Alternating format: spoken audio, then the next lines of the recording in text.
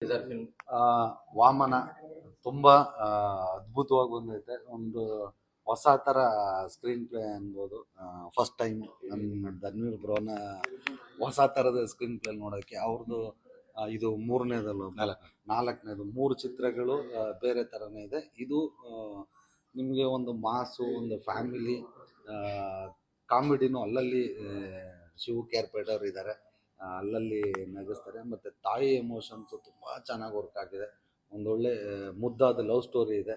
ಒಂದು ಸಾಂಗೇ ಇದೆಯಲ್ಲ, ಮುದ್ದು ರಾಕ್ಷಸಿ ಅಂತ, ಒಂದು ಮುದ್ದಾದ ಲವ್ ಸ್ಟೋರಿನಿದೆ.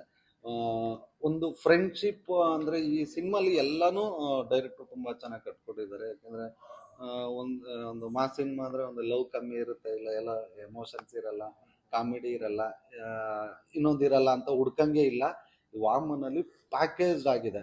ಲವ್ ಇದೆ, ತಾಯಿ ಎಮೋಷನ್ಸ್ ಇದೆ, ಕಾಮಿಡಿ ಇದೆ, ಮೇಜರ್ಲಿ ಫ್ರೆಂಡ್ಶಿಪ್ಪು.